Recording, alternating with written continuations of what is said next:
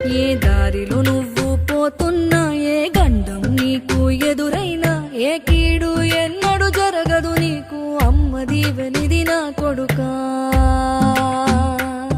ఈ దిక్కులు నీతో కదిలేను, ఆ చుక్కలి దిష్టి తీసేను, ఏ గాలి ధూళి సోకదు నిన్ను, అమ్మ దీవెనిది నా